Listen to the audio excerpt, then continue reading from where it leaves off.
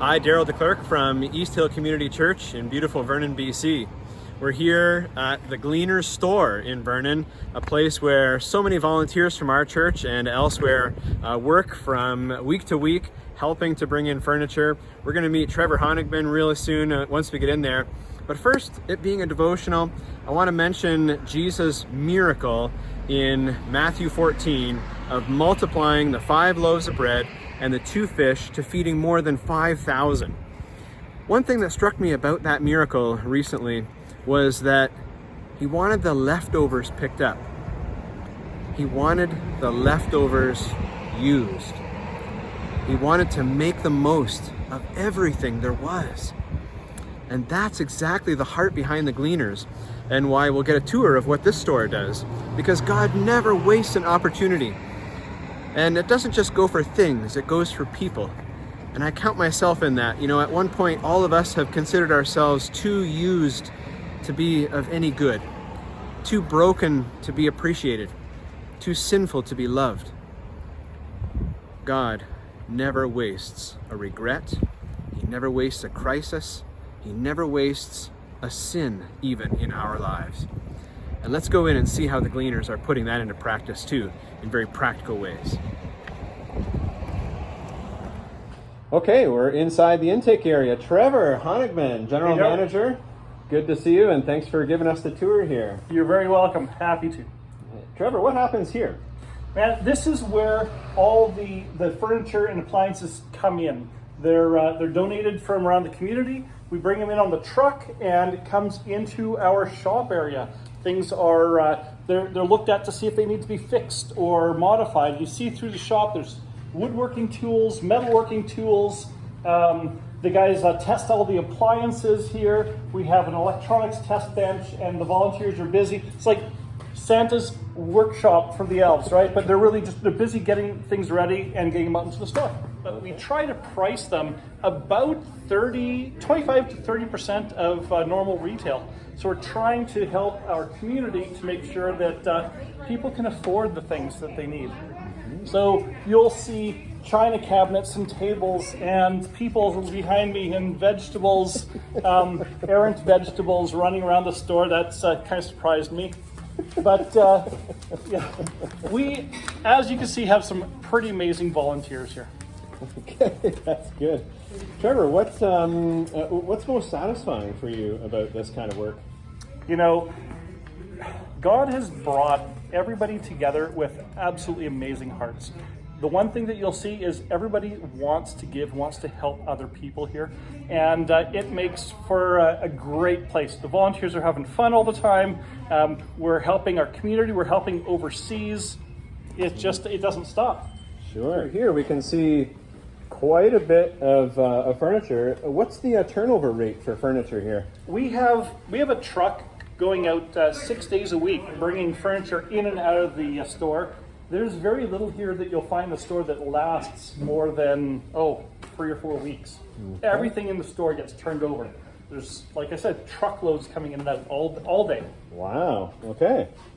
What is the ratio of dollars made here to food overseas? This gets really exciting. For every $100 that we sell things for in the store, we produce 5,000 meals that we send overseas to the starving. Wow. Yeah. So every $100, 5,000 meals. It's an amazing conversion rate. Wow, that's amazing. So this chair, for instance, $50. Yep. So there's $2,500 meals in this chair right there. Maybe a few lazy vegetables kicking around here too. We got rid of all the couch potatoes, but there's some onions and tomatoes and stuff like that left over. We still have to process them. Trevor, can you tell us about this map here? What's valuable here? You'll see on this map, see Vernon up in the top corner, but these are all places across the world that we have sent truckloads and containerfuls of food, of soup mix. And how many countries all said? Oh, I don't know. Carry the 4, a lot there, Daryl. Let me show you a bit what the soup is, though. Oh yeah, sure. So this is all vegetables that are made into soup. that has been donated from farmers all over the region. So millions of pounds of vegetables get processed in our plant in Lavington every year. So it gets washed, chopped up, all the bad pieces taken out, diced, dehydrated, and then barrels of all the different kinds of foods get mixed into these nutritious soup bags that this is actually 100 meals. So you can feed an entire village a meal by putting this into a big cauldron of, and they do that, big cauldron of water, they put one of these bags in, the whole village comes for a bowl of soup. And another thing that not just are we sending food around the world, but we're sending medical equipment as well. So just like this is all donated food that would otherwise get buried, it would have been like turned over for by the farmers. We gather medical supplies from all the areas around. We send that overseas with the food. There is one more thing that we do that you didn't know about, I bet. Hear it. Most people don't know about, is that every month of all the furniture and appliances in this store, we tithe 10% into our local community. So we work with partners like the Transition House, Red Cross, all the churches in Vernon, and they identify different families in need. There are people that are going through some difficult times, and we give and donate furniture and appliances to those families that otherwise wouldn't be able to afford it at all. So 10% of everything in the entire store gets donated every month. God never wastes an opportunity. Praise Him for that, whether it's us ourselves, whether it's good furniture, whether it's food. We thank God for the leftovers.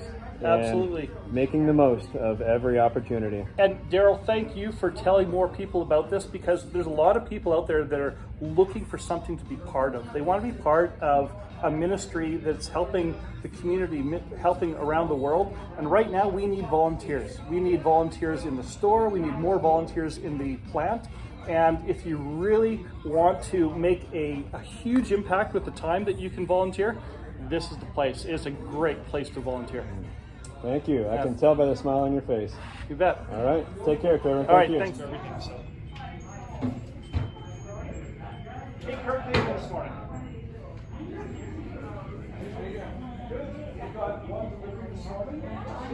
We've got a wing back chair, love seat, and a beige chair.